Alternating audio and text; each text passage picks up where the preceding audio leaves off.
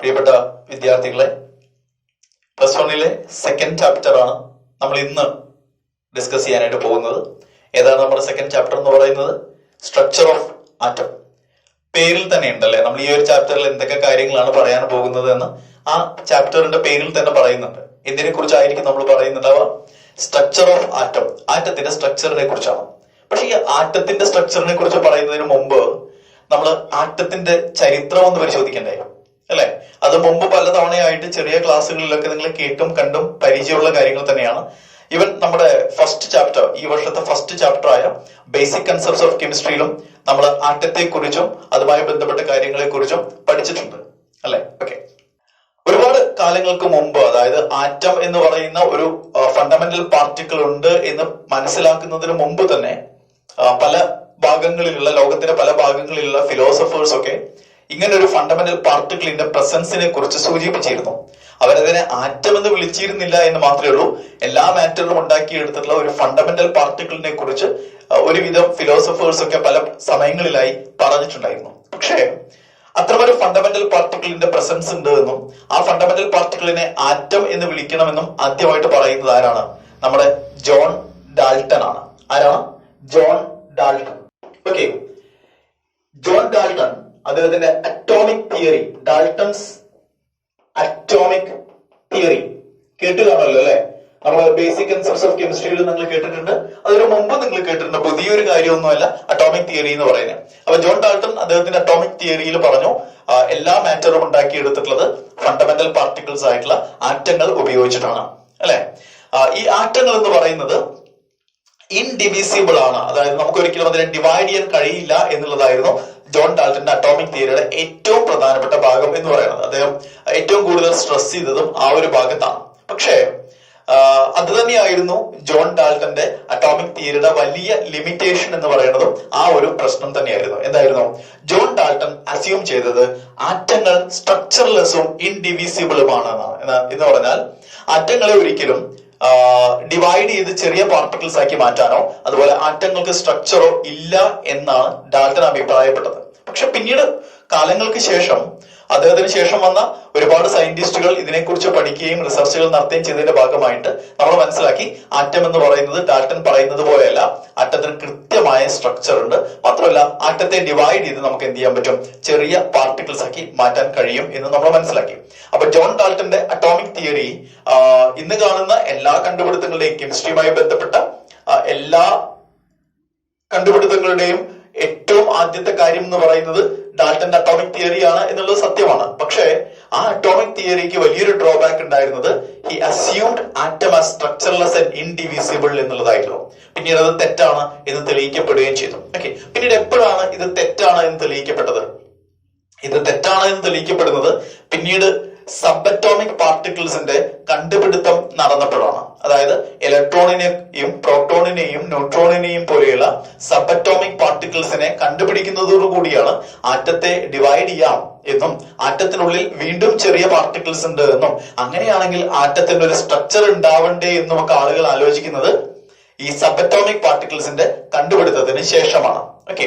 അപ്പോ നമ്മൾ ഇനി പറയാൻ പോകുന്നത് ഇലക്ട്രോൺ, പ്രോട്ടോൺ, ന്യൂട്രോൺ, ഒരുപാട് സബ് അറ്റോമിക് പാർട്ടിക്കിൾസ് ഒരു ആറ്റത്തിനുള്ളിൽ ഉണ്ട്, അല്ലെ? ആ സബ് അറ്റോമിക് പാർട്ടിക്കിൾസിൽ ഏറ്റവും പ്രധാനപ്പെട്ട 3 സബ് അറ്റോമിക് പാർട്ടിക്കിൾസ് ആണ് ഇലക്ട്രോണുകളും, പ്രോട്ടോണുകളും, ന്യൂട്രോണുകളും. ഈ 3 പേരുടെയും ഡിസ്കവറിയെ കുറിച്ചും ആ കണ്ടുപിടുത്തത്തിലേക്ക് നയിച്ച കാര്യങ്ങളിലേക്കുമാണ് നമ്മൾ ഇനി പോകുന്നത്. ആദ്യം നമുക്ക് ഇലക്ട്രോണിന്റെ ഡിസ്കവറിയിലേക്ക് പോകാം. Okay. Discovery of electron. Discovery of electron. ഈ ഇലക്ട്രോണിന്റെ കണ്ടുപിടുത്തം ആരംഭിക്കുന്നത് ഡിസ്ചാർജ് ട്യൂബ് എക്സ്പെരിമെന്റിൽ നിന്നാണ്. എവിടെ നിന്നാണ്? ഡിസ്ചാർജ് ട്യൂബ് എക്സ്പെരിമെന്റിൽ നിന്നാണ്. എന്താണ് ഡിസ്ചാർജ് ട്യൂബ് എക്സ്പെരിമെന്റ് എന്ന് ചോദിച്ചു കഴിഞ്ഞാൽ, ഒരു ലോങ് ഗ്ലാസ് ട്യൂബ്. ഓക്കെ. നമ്മുടെ ട്യൂബ് ലൈറ്റിന്റെ ഒക്കെ ട്യൂബ് പോലെയുള്ള ഒരു ലോങ് ഗ്ലാസ് ട്യൂബിനെയാണ് നമ്മളൊരു ഡിസ്ചാർജ് ട്യൂബ് എന്ന് പറയാം. ഈ ഡിസ്ചാർജ് ട്യൂബിന്റെ രണ്ടറ്റത്തും, ഡിസ്ചാർജ് ട്യൂബിന്റെ രണ്ട് അറ്റത്ത് നമ്മൾ 2 മെറ്റൽ പ്ലേറ്റുകൾ പ്ലേസ് ചെയ്യണം. 2 മെറ്റൽ പ്ലേറ്റുകൾ വെക്കുകയാണ് നമ്മൾ. ഈ മെറ്റൽ പ്ലേറ്റുകളിൽ ഒരെണ്ണം നമ്മളൊരു ഹൈ വോൾട്ടേജ് സോഴ്സിന്റെ നെഗറ്റീവ് ടെർമിനലിലേക്കും അടുത്ത അതേ സോഴ്സിന്റെ പോസിറ്റീവ് ടെർമിനലിലേക്ക് നമ്മൾ കണക്ട് ചെയ്ത് കൊടുക്കണം. ഓക്കെ, അപ്പൊ അങ്ങനെയാണെങ്കിൽ ഈ മെറ്റൽ പ്ലേറ്റ് എന്തായിരിക്കും? നെഗറ്റീവ്ലി ചാർജ്ഡ് മെറ്റൽ പ്ലേറ്റ് ആയിരിക്കും. ഈ metal plate positively charged metal plate ആയിരിക്കും അല്ലെ. നെഗറ്റീവ്ലി ചാർജ്ഡ് മെറ്റൽ പ്ലേറ്റിനെ നമ്മൾ വിളിക്കുന്ന പേരെന്താ? കാഥോഡ് എന്നും പോസിറ്റീവ്ലി ചാർജ്ഡ് മെറ്റൽ പ്ലേറ്റിനെ നമ്മൾ വിളിക്കുന്ന പേരെന്താ? ആനോഡ് എന്നുമാണ്. ആണല്ലോ. ഇതിനുള്ളിൽ ഈ ഒരു ഡിസ്ചാർജ് ട്യൂബിനുള്ളിലെ പ്രഷർ നമുക്ക് അഡ്ജസ്റ്റ് ചെയ്യാൻ പറ്റും. പ്രഷർ അഡ്ജസ്റ്റ് ചെയ്യാൻ വേണ്ടി ആ ട്യൂബിനോട് ഡിസ്ചാർജ് ട്യൂബിനോട് അനുബന്ധിച്ച് തന്നെ ഡിസ്ചാർജ് ട്യൂബിന്റെ കൂടെ തന്നെ ഒരു വാക്വം പമ്പ് ഉണ്ടാവും, ഒരു വാക്വം ട്യൂബ് ഉണ്ടാവും. ഓക്കെ, ഇത് ഒരു വാക്വം പമ്പാണ്. ഈ വാക്വം പമ്പ് അഡ്ജസ്റ്റ് ചെയ്തിട്ട് നമുക്ക് എന്ത് ചെയ്യാം? ഇതിനുള്ളിലെ പ്രഷർ അഡ്ജസ്റ്റ് ചെയ്യാൻ പറ്റും. ഓക്കെ, ഈ ട്യൂബിനുള്ളിൽ നമ്മളൊരു ഗ്യാസ് ഫില്ല് ചെയ്തിട്ടുണ്ടാവും. ഏതെങ്കിലും ഒരു ഗ്യാസ്, ഇപ്പൊ ഹൈഡ്രജനോ നൈട്രജനോ നിങ്ങൾക്ക് ഇഷ്ടമുള്ള ഗ്യാസ് ഇതിൽ ഫില്ല് ചെയ്യാം. അപ്പൊ ഒരു ഗ്യാസ് നമ്മൾ ഇതിൽ ഫില്ല് ചെയ്തിട്ടുണ്ടാവും. ആ ഗ്യാസിന്റെ പ്രത്യേകത എന്ന് പറയുന്നത് ഗ്യാസ് എപ്പോഴും ലോ പ്രഷറിലായിരിക്കും എന്നുള്ളതാണ്. ലോ പ്രഷറിലുള്ള ഒരു ഗ്യാസ് നമ്മൾ അതിൽ ഫില്ല് ചെയ്തിട്ടുണ്ടാവും.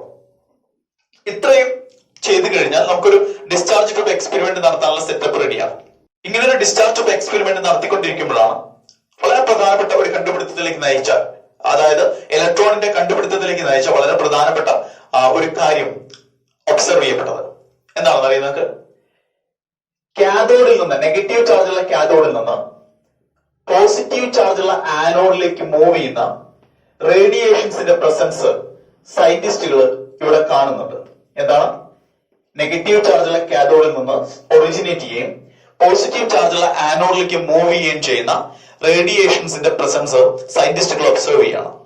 ഓക്കെ, ഈ റേഡിയേഷൻസിനെ, since they are originating from cathode and moving towards anode, they called them as cathode rays. ഈ റേഡിയേഷൻസിനെ അവർ വിളിച്ച പേരെന്താണ്? Cathode rays. Okay, so these radiations are called as cathode rays.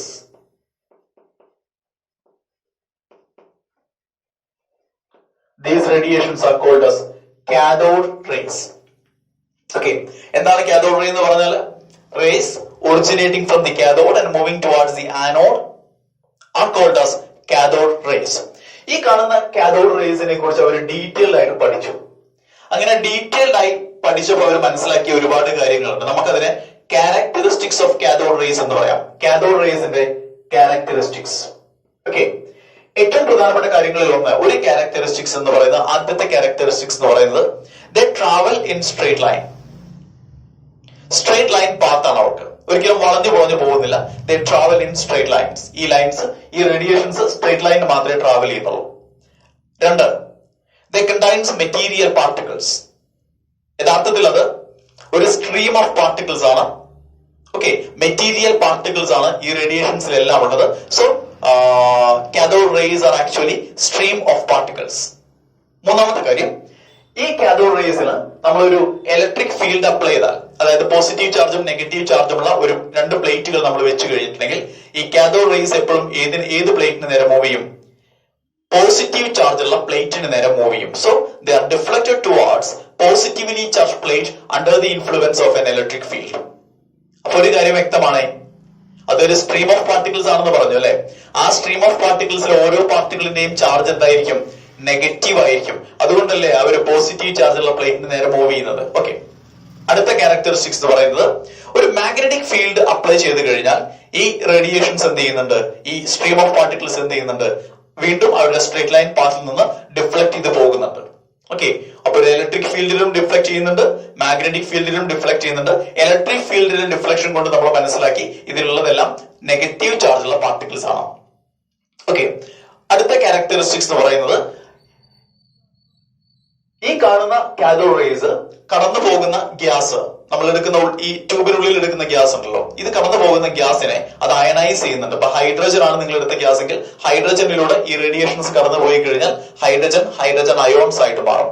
So they ionise the gas through which they pass. Okay, മറ്റൊരു കാര്യം, വളരെ thin ഫോയിലുകളിലൂടെ penetrate ചെയ്തു പോകാനുള്ള കഴിവും cathode rays ഉണ്ട്. Okay, so the penetrate thin foils, metal foils. Okay, വളരെ പ്രധാനപ്പെട്ട അവസാനത്തെ ക്യാരക്ടറിസ്റ്റിക്സ് എന്ന് പറയുന്നത്, നിങ്ങൾ ഇതിൽ എടുക്കുന്ന ഏത് ഗ്യാസോ നിങ്ങൾക്ക് എടുക്കാം. അവസാനത്തെ ക്യാരക്ടറിസ്റ്റിക്സ് എന്ന് പറയുന്നത്, നിങ്ങൾ ഇതിലെടുക്കുന്ന ഗ്യാസ് അത് ഏത് ഗ്യാസ് ആയിക്കോട്ടെ, ഹൈഡ്രജനോ ഓക്സിജനോ നൈട്രജനോ നിയോണോ ആർഗണോ, ഏത് ഗ്യാസ് നിങ്ങൾക്ക് എടുക്കാം. ഏത് ഗ്യാസ് നിങ്ങൾ എടുത്താലും ഈ കാഥോഡ് റേസിലെ പാർട്ടിക്കിൾസിന്റെ ചാർജ് ബൈ മാസ് റേഷ്യോ എന്താണ്? Charge by mass ratio. E stand for charge, m stand for mass. അപ്പൊ ഈ കാഥോഡ് റേ എന്ന് പറയുന്നത് സ്ട്രീം ഓഫ് പാർട്ടിക്കിൾസ് ആണ് അല്ലെ. അതിൽ ഓരോ പാർട്ടിക്കിളിന്റെയും ചാർജിനെ മാസ് കൊണ്ട് ഡിവൈഡ് ചെയ്താൽ നിങ്ങൾക്ക് അതിന്റെ ചാർജ് ടു മാസ് റേഷ്യോ കിട്ടും. അപ്പൊ ഈ ചാർജ് ടു മാസ് റേഷ്യോ എന്ന് പറയുന്നത് കോൺസ്റ്റന്റ് ആണ്. നിങ്ങൾ ഏത് ഗ്യാസ് എടുത്താലും ആ വാല്യൂവിൽ മാറ്റമില്ല എന്നാണ് പറയുന്നത്. ഹൈഡ്രജൻ എടുക്കുമ്പോൾ എത്രയാണോ ചാർജ് ബൈ മാസ് റേഷ്യോ, അത് തന്നെയാണ് ഓക്സിജൻ എടുക്കുമ്പോഴും, അത് തന്നെയാണ് നിയോൺ എടുക്കുമ്പോഴും, അത് തന്നെയാണ് ആർഗൺ എടുക്കുമ്പോഴും നിങ്ങൾക്ക് കിട്ടാം. അപ്പൊ the charge by mass ratio remains constant and it is independent of the nature of the gas taken in the discharge tube. ഇത്രയും ക്യാരക്ടറിസ്റ്റിക്സ് ആണ് കാഥോഡ് റേസിനുള്ളത്. അപ്പോ കാഥോഡ് റേസിന്റെ ക്യാരക്ടറിസ്റ്റിക്സ് എന്ന് പറയുന്നത് ഞാൻ മൊത്തത്തിലൊന്ന് പറയാം. ഒന്ന്, they travel in straight line. രണ്ട്, they contain material particles.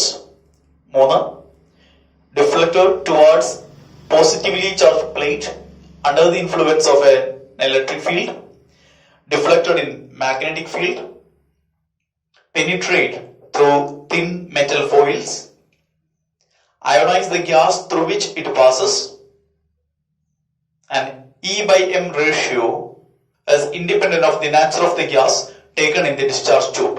So these are the characteristics of cathode rays. അപ്പോൾ ഈ ക്യാരക്ടറിസ്റ്റിക്സിൽ നിന്ന് നമ്മൾ മനസ്സിലാക്കുന്ന കാര്യം എന്താ? കാഥോഡ് റേ എന്ന് പറയുന്നത് നെഗറ്റീവ് ചാർജ് ഉള്ള പാർട്ടിക്കിൾസിന്റെ സ്ട്രീം ആണ്.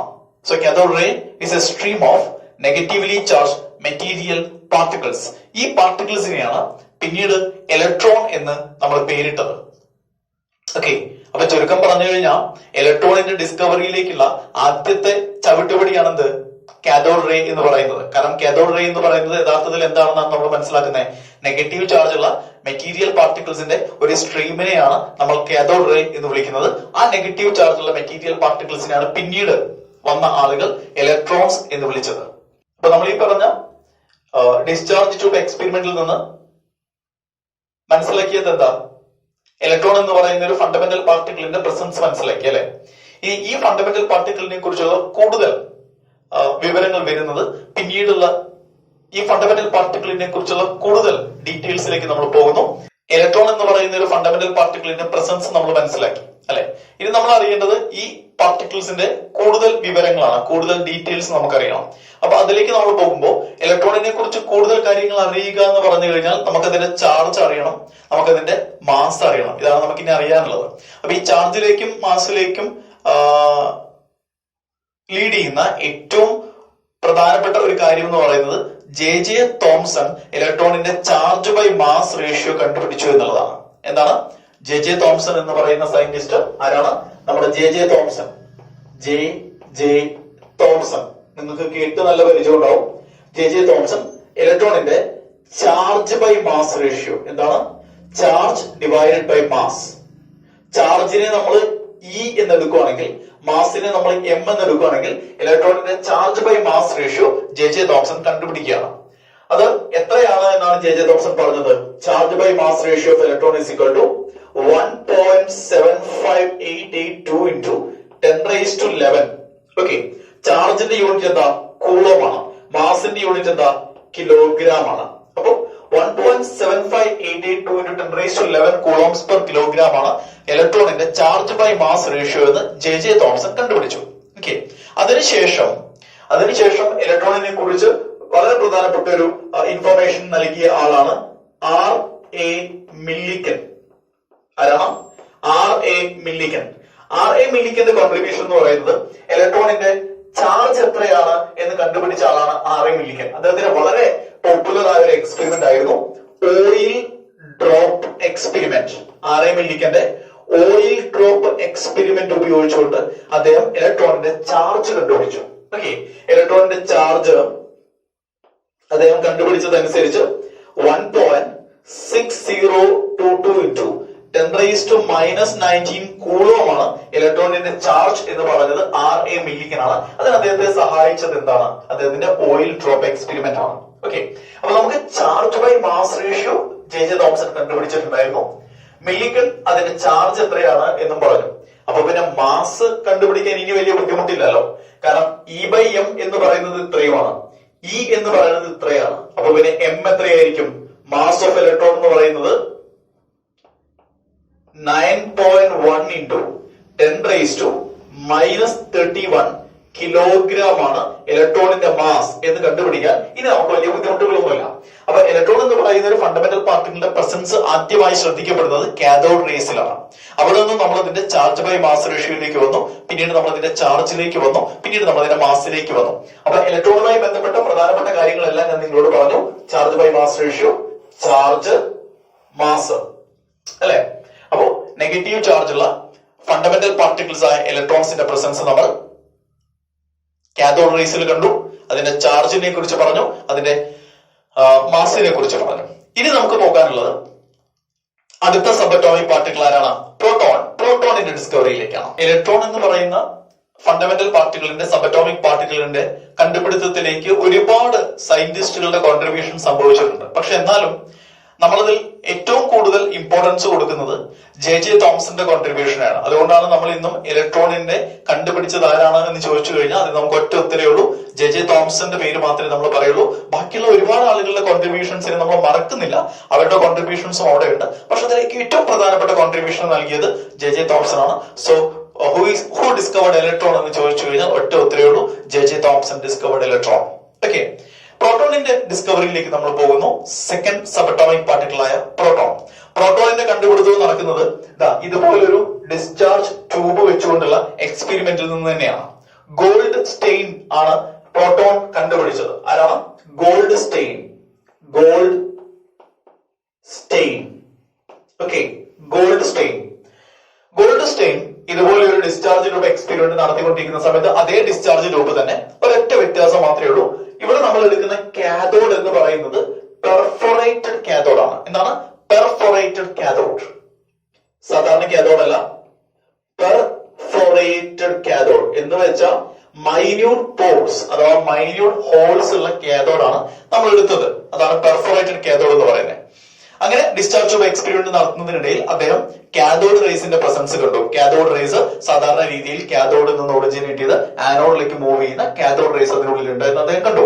എന്നാൽ ആ റേസിന്റെ കൂടെ അദ്ദേഹം മറ്റൊരു റേസിനെ കൂടി കാണുകയാണ്. അതേതാണ്?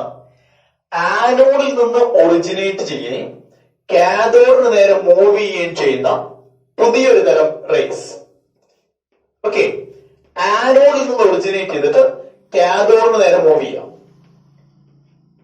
നേരത്തെ കാഥോഡിൽ നിന്ന് ഒറിജിനേറ്റ് ചെയ്ത് ആനോഡിന് നേരെ മൂവ് ചെയ്യുന്ന റേസിനെയാണ് നമ്മൾ കാഥോഡ് റേസ് എന്ന് വിളിച്ചത്, അല്ലെ?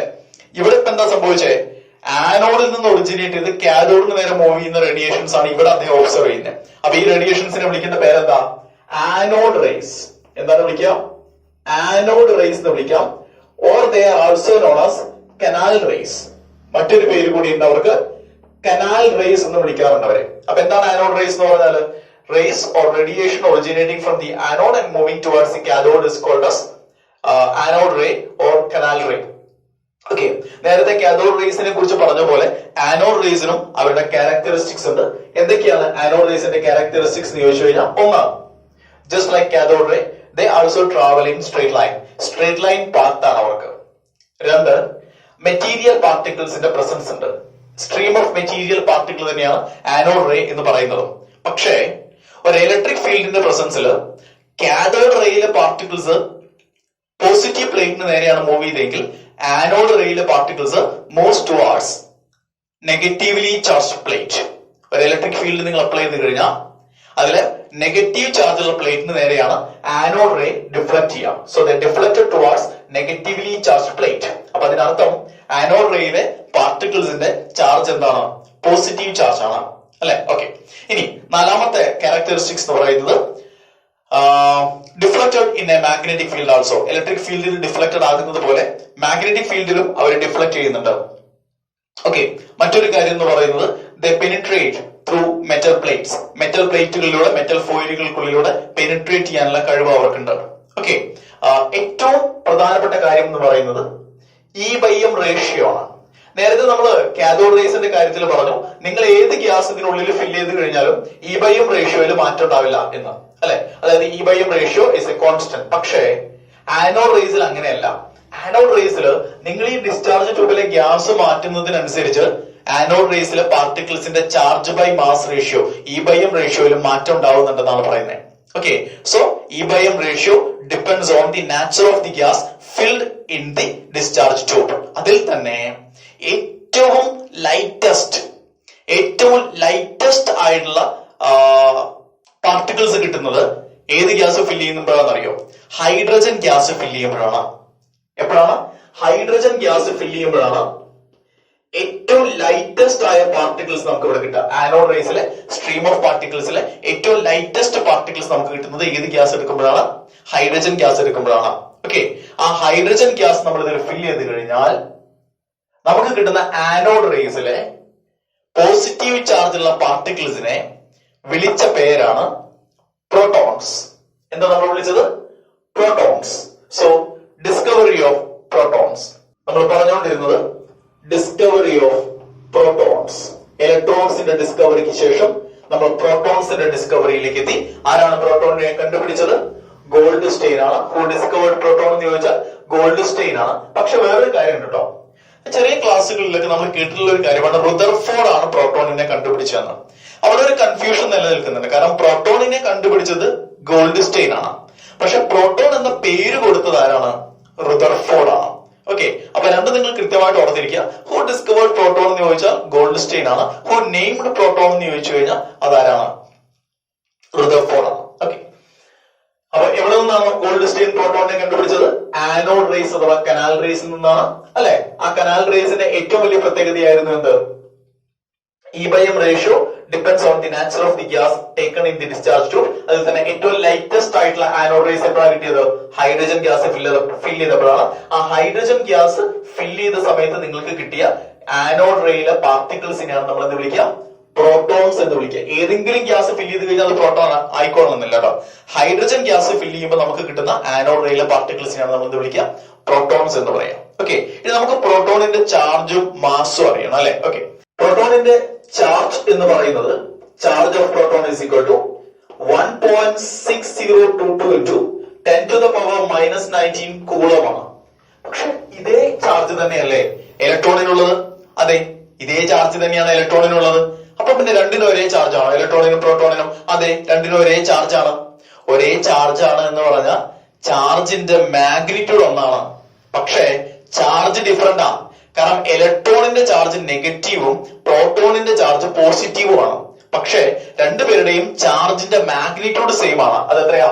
1.6022 into 10 raised to minus 19 coulomb. പക്ഷെ ഇലക്ട്രോണിന്റെ വാല്യൂവിന്റെ സൈൻ എന്താണ്? നെഗറ്റീവ് ആണ്. പ്രോട്ടോണിന്റെ വാല്യൂവിന്റെ സൈൻ എന്താണ്? പോസിറ്റീവ് ആണ്. ക്ലിയർ ആണല്ലോ അല്ലെ? ഓക്കെ, മാസ് ഓഫ് ഇലക്ട്രോൺ, ഇലക്ട്രോണിന്റെ mass, I mean mass of proton, പ്രോട്ടോണിന്റെ mass 1.673 into 10 to the power minus 27 kilogram. എത്രയാണ് ഒരു പ്രോട്ടോണിന്റെ മാസ് എന്ന് പറയുന്നത്? 1.673 into 10 to the power minus 27 kilogram. അപ്പൊ പ്രോട്ടോണിന്റെ ഡിസ്കവറിയിലേക്ക് നയിച്ച കാര്യങ്ങളെ കുറിച്ച് പറഞ്ഞു. ആരാണ് പ്രോട്ടോണിനെ കണ്ടുപിടിച്ചതെന്ന് പറഞ്ഞു. പ്രോട്ടോണിന്റെ പ്രോപ്പർട്ടീസ് പറഞ്ഞു. അതിന്റെ കൂടെ നമ്മൾ ആനോഡ് റേസും ആനോഡ് റേസിന്റെ ക്യാരക്ടറിസ്റ്റിക്സും പറഞ്ഞു അല്ലെ? നമ്മൾ പോകുന്നു ന്യൂട്രോണിന്റെ കണ്ടുപിടുത്തത്തിലേക്ക്. Discovery of neutrons. ഓക്കെ, ഇലക്ട്രോണിന്റെയും പ്രോട്ടോണിന്റെയും കണ്ടുപിടുത്തത്തിലേക്ക് ഇലക്ട്രോണിന്റെയും പ്രോട്ടോണിന്റെയും ഡിസ്കവറിക്ക് പിന്നിൽ ഡിസ്ചാർജ് ട്യൂബ് എക്സ്പെരിമെന്റിന് വളരെ വലിയ സ്ഥാനമുണ്ട് അല്ലെ? കാരണം രണ്ടുപേരെയും കണ്ടുപിടിക്കുന്ന ഡിസ്ചാർജ് ട്യൂബിൽ വെച്ച് നടത്തിയ എക്സ്പെരിമെന്റ് ഉപയോഗിച്ചിട്ടാണ്. പക്ഷെ ന്യൂട്രോണിന്റെ കണ്ടുപിടുത്തത്തിന് പുറകിൽ ഡിസ്ചാർജ് ട്യൂബിന്റെ റോൾ ഇല്ല കേട്ടോ. ന്യൂട്രോണിന്റെ കണ്ടുപിടുത്തത്തിന് പുറകിൽ ഡിസ്ചാർജ് ട്യൂബിന് റോൾ ഇല്ല. പകരം ഇതൊരു കെമിക്കൽ റിയാക്ഷന്റെ ഭാഗമായിട്ടാണ് ന്യൂട്രോണിന്റെ കണ്ടുപിടുത്തം നടക്കുന്നത്. അത് കണ്ടുപിടിച്ചത് ജെയിംസ് ചാഡ്വിക് ആണ്. ആരാണ്? James Chadwick. ജെയിംസ് ചാഡ്വിക് ആണ് ന്യൂട്രോൺ കണ്ടുപിടിക്കുന്നത്. James Chadwick. അദ്ദേഹം ചെയ്ത കാര്യം എന്താണെന്ന് അറിയോ? അദ്ദേഹം ഡിസ്ചാർജ് ട്യൂബ് വെച്ചുകൊണ്ടൊന്നുമല്ല എക്സ്പെരിമെന്റ് നടത്തിയത്. അദ്ദേഹം നടത്തിയ എക്സ്പെരിമെന്റ് എന്ന് പറയുന്നത് ഒരു തിൻ ബെറിലിയം ഫോയിലിലേക്ക് ആൽഫ പാർട്ടിക്കിൾസിനെ കൊണ്ടുവന്ന് ബൊമ്പാടിക്കുകയാണ് ചെയ്തത്. ബെറിലിയം ഫോയിൽ ബെറിലിയം ഫോയിൽ എന്ന് പറഞ്ഞാൽ എന്താ? ബെറിലിയം ആറ്റങ്ങൾ കൊണ്ടുണ്ടാക്കിയ ഒരു ഫോയിൽ അല്ലെ. ബെറിലിയത്തിന്റെ അറ്റോമിക് നമ്പർ മാസ് നമ്പർ എത്രയാ? 4 and 9. ഓക്കെ, അതിലേക്ക് ആൽഫ പാർട്ടിക്കിൾസിനെ കൊണ്ടുവന്ന് ഇടിക്കുകയാണ്. ആൽഫ പാർട്ടിക്കിൾ എന്ന് പറഞ്ഞാൽ എങ്ങനെ നമ്മൾ റെപ്രസെന്റ് ചെയ്യുക? ഓരോ ആൽഫ പാർട്ടിക്കിളും ഹീലിയം ന്യൂക്ലിയസിന് ഇക്വാലന്റ് ആണ്. അപ്പൊ ആൽഫ പാർട്ടിക്കിൾ എന്നതിന് പകരം നമുക്ക് ഹീലിയം എഴുതിയാൽ മതി. ഹീലിയത്തിന്റെ അറ്റോമിക് നമ്പർ 2 ആണ്, മാസ് നമ്പർ 4 ആണ്. ഇങ്ങനെ രണ്ടുപേരും കൂട്ടിയിടിച്ചു കഴിഞ്ഞാൽ അവിടെ പ്രൊഡ്യൂസ് ചെയ്യുന്ന പ്രധാനപ്പെട്ട ആളെന്ന് പറയുന്നത് കാർബൺ ആയിരിക്കും. കാർബൺ ആറ്റമാണ് പ്രൊഡ്യൂസ് ചെയ്യുക. അറ്റോമിക് നമ്പർ 6ഉം മാസ് നമ്പർ 12ഉം ഉള്ള കാർബൺ. പക്ഷേ ഈ കാർബണിലേക്കല്ല ചാഡ്വിക്കിന്റെ ശ്രദ്ധ പോയത്. ചാഡ്വിക്ക് ശ്രദ്ധിച്ച മറ്റൊരാളിലേക്കാണ്. ഇതിന്റെ കൂടെ ഫോം ചെയ്ത ഒരു ചെറിയ പാർട്ടിക്കിൾ ഉണ്ട്. ആ പാർട്ടിക്കിളിനെ അന്ന് വരെ ആരും കണ്ടിട്ടും കേട്ടിട്ടും ഇല്ല. അതിലേക്കാണ് ചാഡ്വിക്ക് കൂടുതൽ ശ്രദ്ധ കൊടുത്തത്. അദ്ദേഹം അതിനെ N01 എന്ന് റെപ്രസെന്റ് ചെയ്തു. ഓക്കെ, എന്നിട്ട് അതിനെ ന്യൂട്രോൺ എന്ന് വിളിച്ചു. കാരണം അതൊരു ന്യൂട്രൽ പാർട്ടിക്കിൾ ആണെന്നും അതിന് ചാർജ് ഇല്ല എന്നും അദ്ദേഹം മനസ്സിലാക്കി അദ്ദേഹം അതിനെ ന്യൂട്രോൺ എന്ന് വിളിക്കുകയും ചെയ്തു. അപ്പൊ അങ്ങനെയാണെങ്കിൽ ന്യൂട്രോണിന്റെ ചാർജ് എത്രയാണ്? 0 ആണ്, ന്യൂട്രൽ ആണ് അല്ലെ. ന്യൂട്രോണിന്റെ മാസ് എന്ന് പറയുന്നത്, ന്യൂട്രോണിന്റെ മാസ് ഉണ്ട് കേട്ടോ, മാസ് എന്ന് പറയുന്നത് 1.675 into 10⁻⁻27 കിലോഗ്രാം ആണ് ന്യൂട്രോണിന്റെ മാസ് എന്ന് പറയുന്നത്. ക്ലിയർ അല്ലേ പറഞ്ഞ കാര്യം? ഓക്കെ, അപ്പൊ നമ്മൾ 3 സബറ്റോമിക് പാർട്ടിക്കിൾസിന്റെ ഡിസ്കവറിയും അതിന്റെ ക്യാരക്ടറിസ്റ്റിക്സും അതിന്റെ ചാർജും മാസും എല്ലാം നമ്മൾ പറഞ്ഞു. ഇലക്ട്രോണിന്റെയും പ്രോട്ടോണിന്റെയും ന്യൂട്രോണിന്റെയും എല്ലാം. അപ്പൊ ഇൻഡിവിസിബിൾ ആയിരുന്നു ആറ്റം അല്ലെ. തുടക്കത്തിൽ ഇൻഡിവിസിബിൾ ആയിരുന്നു ആറ്റം എന്നാണ് നമ്മൾ പഠിച്ചിട്ടുള്ളത്. അതിൽ നിന്നും നമ്മൾ അതിനുള്ളിൽ ഇത്തരം സബറ്റോമിക് പാർട്ടിക്കിൾസ് ഉണ്ട് എന്ന് മനസ്സിലാക്കി കഴിഞ്ഞാൽ ഇനി നമ്മൾ ആലോചിക്കുന്നത് എന്തായിരിക്കും? അങ്ങനെയാണെങ്കിൽ ഈ സബറ്റോമിക് പാർട്ടിക്കിൾസ് ആറ്റത്തിനുള്ളിൽ എങ്ങനെയാണ് അറേഞ്ച് ചെയ്തിട്ടുണ്ടാവുക അല്ലെ. ആ അറേഞ്ച്മെന്റിനെയാണ് നമ്മൾ മോഡൽസ് ഓഫ് ആറ്റം എന്ന് പറയുന്നത്. അപ്പൊ ഓരോ സയന്റിസ്റ്റും അവർക്ക് മനസ്സിലായ രീതിയിൽ അവരുടേതായ രീതിയിൽ ആറ്റത്തിന്റെ സ്ട്രക്ചറിനെ കുറിച്ച് പറഞ്ഞിരുന്നു. ഓക്കെ, അതിനെയാണ് നമ്മൾ മോഡൽസ് ഓഫ് ആറ്റം എന്ന് പറയാം. അവിടെ നിങ്ങൾ ശ്രദ്ധിക്കേണ്ട ഒരു കാര്യം എന്താണെന്നറിയോ? ആദ്യത്തെ 1-2 മോഡലുകളിൽ, മോഡൽസ് ഓഫ് ആറ്റങ്ങളിൽ ന്യൂട്രോൺ എന്ന് പറയുന്ന വാക്ക് പറയില്ല.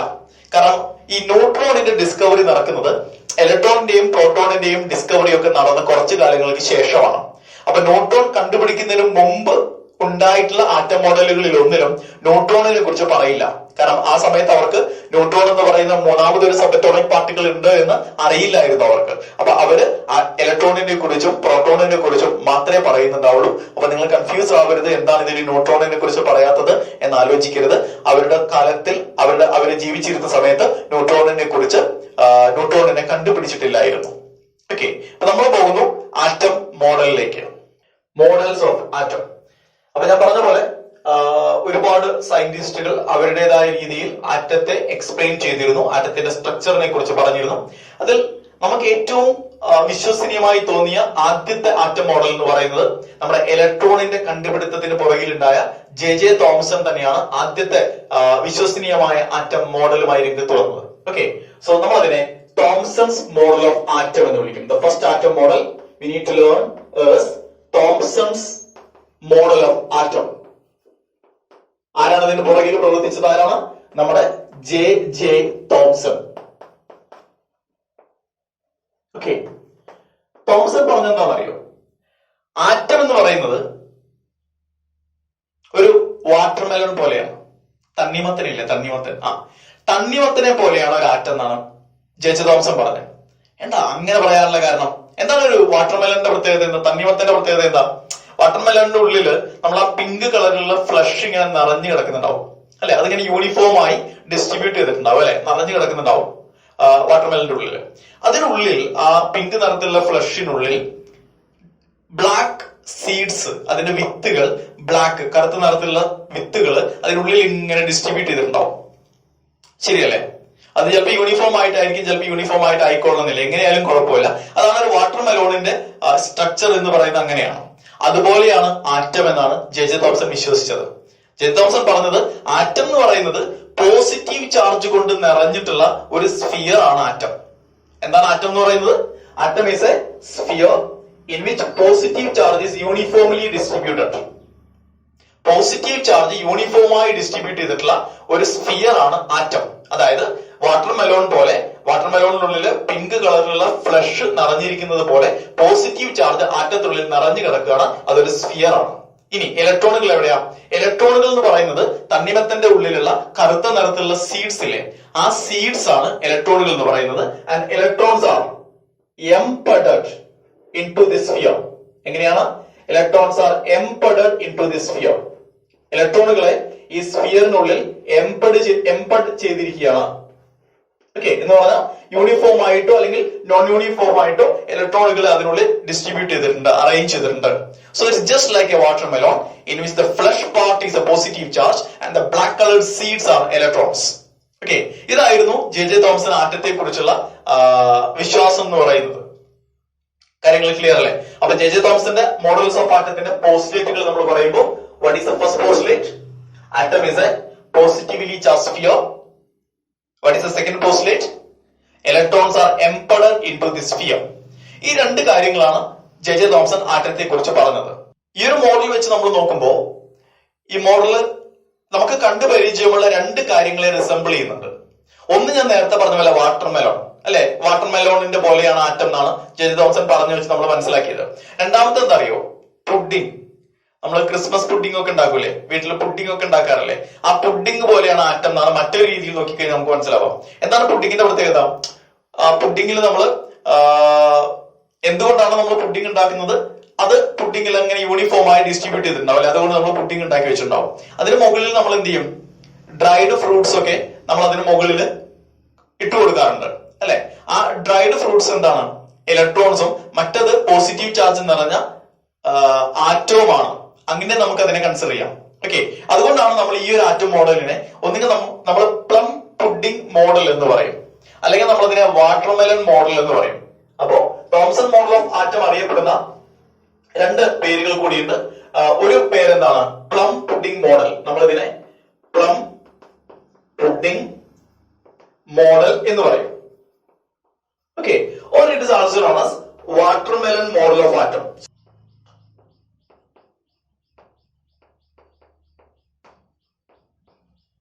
ഓക്കെ, അപ്പൊ എന്തുകൊണ്ടാണ് ഈ രണ്ട് പേരുകൾ വന്നത് എന്ന് ഞാൻ പറഞ്ഞു. നിങ്ങൾക്ക് അത് മനസ്സിലായിട്ടുണ്ടാവും എന്ന് വിചാരിക്കുന്നു. കാരണം അത് പുഡിങ്ങിനെ റിസംബിൾ ചെയ്യുന്നുണ്ട് ഈ ഒരു മോഡൽ ഓഫ് ആറ്റം എന്ന് പറയുന്നത്, അതുപോലെ വാട്ടർ മെലോണിനെ റിസംബിൾ ചെയ്യുന്നുണ്ട്. അതുകൊണ്ടാണ് നമ്മൾ ഇതിനെ പ്ലം പുഡിംഗ് മോഡൽ അല്ലെങ്കിൽ വാട്ടർ മെലോൺ മോഡൽ എന്ന് പറഞ്ഞത്. ഈ ഒരു മോഡൽ ഓഫ് ആറ്റത്തിന്റെ ഏറ്റവും വലിയ മെറിറ്റ് എന്താണെന്ന് അറിയാം നിങ്ങൾക്ക്? തോംസൺ മോഡൽ ഓഫ് ആറ്റത്തിന്റെ ഏറ്റവും വലിയ മെറിറ്റ് എന്ന് പറയുന്നത് ആറ്റം ഇലക്ട്രിക്കലി ന്യൂട്രൽ ആണ് എന്ന് പ്രൂവ് ചെയ്യാൻ ജെ തോംസന് കഴിഞ്ഞു. കാരണം അദ്ദേഹം പറഞ്ഞൊരു കാര്യം എന്താണെന്നറിയോ? മാഗ്നിറ്റ്യൂഡ് ഓഫ് പോസിറ്റീവ് ചാർജും മാഗ്നിറ്റ്യൂഡ് ഓഫ് നെഗറ്റീവ് ചാർജും ഈക്വൽ ആയിരിക്കുന്ന പറഞ്ഞേ. അതായത് ആറ്റം എന്ന് പറയുന്നത് പോസിറ്റീവ് ചാർജുള്ള സ്ഫിയർ ആണ്. അപ്പൊ അതിനുള്ളിൽ ടോട്ടൽ പോസിറ്റീവ് ചാർജ് എന്ന് പറയുന്നത് അതിനുള്ളിൽ എംബഡ് ചെയ്തിരിക്കുന്ന ഇലക്ട്രോൺസിന്റെ നെഗറ്റീവ് ചാർജിന് ഈക്വൽ ആയിരിക്കും എന്നൊരു കാര്യം അവിടെ ജെ തോംസൺ സമ്മതിച്ചിട്ടുണ്ടായിരുന്നു. അതുകൊണ്ട് തന്നെ ആറ്റം ഇലക്ട്രിക്കലി ന്യൂട്രൽ ആണ് എന്ന കാര്യത്തിൽ ജെ തോംസൺ സംശയമൊന്നും ഉണ്ടായിരുന്നില്ല. അത് തന്നെയാണ് ഈ ഒരു ആറ്റം മോഡലിന്റെ ഏറ്റവും വലിയ മെറിറ്റ് എന്ന് പറയുന്നത്. He explained the electrical neutrality of atom. എങ്ങനെയാണ് ആറ്റം ഇലക്ട്രിക്കലി ന്യൂട്രൽ ആയത് എന്ന് പ്രൂവ് ചെയ്യാൻ അല്ലെങ്കിൽ അത് ജസ്റ്റിഫൈ ചെയ്യാൻ ജെ തോംസന് കഴിഞ്ഞു. This was the main merit of J Thomson's model of atom. He explained the electrical neutrality of the atom. മറ്റ് മെറിറ്റുകളൊന്നും ഇതിന് പറയാനായിട്ടില്ല. എന്നാൽ ഡിമെറിറ്റ്സ് ഒരുപാട് ഉണ്ട് താനും. ജെ തോംസന്റെ മോഡൽ ഓഫ് ആറ്റത്തിന് ഒരുപാട് കുറവുകൾ ഉണ്ടായിരുന്നു, ഒരുപാട് ലിമിറ്റേഷൻസ് ഉണ്ടായിരുന്നു. അപ്പൊ നമ്മൾ ആ ലിമിറ്റേഷൻസിലേക്ക് വരുമ്പോൾ ഏറ്റവും പ്രധാനപ്പെട്ട ലിമിറ്റേഷൻ എന്ന് പറയുന്നത് എന്താണെന്ന് അറിയാം നിങ്ങൾക്ക്? ജെ തോംസന്റെ അഭിപ്രായത്തിൽ ഒരാറ്റത്തിന്റെ മാസ് എന്ന് പറയുന്നത് ആറ്റത്തിൽ മുഴുവൻ നിറഞ്ഞു കിടക്കുകയാണ്. Mass of the atom is uniformly distributed all over the atom. ആറ്റത്തിൽ മുഴുവൻ അതിന്റെ മാസ് എന്ത് ചെയ്യുന്നുണ്ട്? യൂണിഫോമായി ഡിസ്ട്രിബ്യൂട്ട് ചെയ്തിട്ടുണ്ട്. അതായിരുന്നു ജെ തോംസന്റെ മോഡൽ ഓഫ് ആറ്റത്തിന്റെ ഏറ്റവും വലിയ ലിമിറ്റേഷൻ എന്ന് പറയുന്നത്. ഓക്കെ, കാരണം പിന്നീട് അത് അങ്ങനെ അല്ല എന്ന് പിന്നീട് വന്ന സയന്റിസ്റ്റുകൾ മനസ്സിലാക്കി. പിന്നീട് വന്ന സയന്റിസ്റ്റുകൾ ഇപ്പൊ നമുക്കറിയാം ആറ്റത്തിന്റെ മാസ് എന്ന് പറയുന്നത് ആറ്റത്തിൽ മുഴുവൻ ഇങ്ങനെ ഡിസ്ട്രിബ്യൂട്ടഡ് ആയി കിടക്കുന്നില്ല, പകരം അത് ആറ്റത്തിന്റെ സെന്ററിലാണ് ആറ്റത്തിന്റെ മാസ് എപ്പോഴും കൂടുതൽ കോൺസെൻട്രേറ്റ് ചെയ്തിട്ടുള്ളത് എന്ന് നമുക്ക് ഇപ്പോഴറിയാം അല്ലെ. ന്യൂക്ലിയസ് എന്ന പേരിൽ ആറ്റത്തിന് ഒരു സെന്റർ ഉണ്ടെന്നും ആ സെന്ററിലാണ് ആറ്റത്തിന്റെ മാസിന്റെ 99% ഉള്ളതെന്നും നമുക്കിപ്പോ അറിയാം.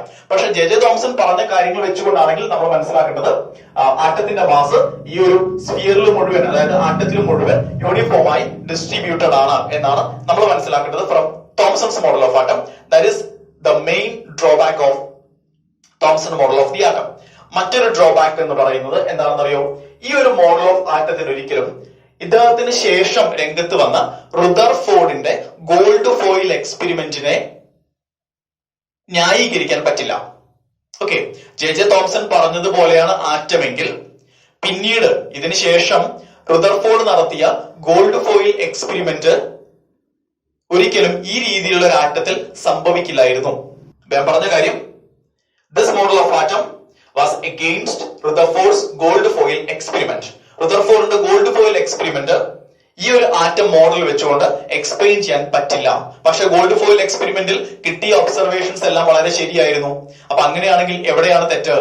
തോംസൺ പറഞ്ഞ ആറ്റം മോഡലിലായിരിക്കണം തെറ്റ്, അല്ലെ? ഓക്കെ, അപ്പൊ അതാണ് രണ്ടാമത്തെ ഡ്രോബാക്ക് എന്ന് പറഞ്ഞത്. It was against Rutherford's gold foil experiment. Okay, മറ്റൊരു കാര്യം, ഈ ഒരു ആറ്റം മോഡലിന് എക്സ്പെരിമെന്റൽ എവിഡൻസ് ഒന്നും ഉണ്ടായിരുന്നില്ല. ഓക്കെ, അപ്പൊ 3 ഡ്രോബാക്സ് ആണ്. ഒന്ന് എന്താണ്? According to Thomson, mass of the atom is distributed uniformly all over the atom. Okay. 2, against Rutherford's gold foil experiment. 3, no experimental evidence. ഇത് 3 തോംസൺ മോഡൽ ഓഫ് ആറ്റത്തിന്റെ ലിമിറ്റേഷൻസ് ആണ്.